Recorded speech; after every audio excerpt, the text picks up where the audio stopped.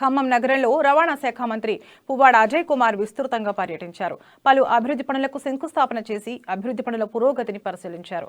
నగరంలోని 34 డివిజన్లలో నూతనంగా ఏర్పాటు చేస్తున్న పట్టణ ప్రకృతి వనాన్ని పరిశీలించారు. అనంతరం ఖమ్మం నగర ప్రజల సౌకర్యార్థం వీడిఓస్ కాలనీలో 4.50 లక్షలతో నిర్మించతలపెట్టిన సమీకృత వెజ్ నాన్ వెజ్ మార్కెట్ నిర్మాణ పనులను ఆయన పరిశీలించారు. మార్కెట్ నిర్మాణ పనుల్లో జాప్యం లేకుండా వేగవంతం చేయాలని అధికారులను మంత్రి ఆదేశించారు.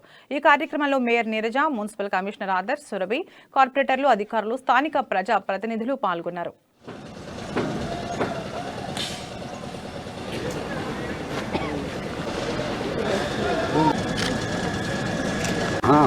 इसको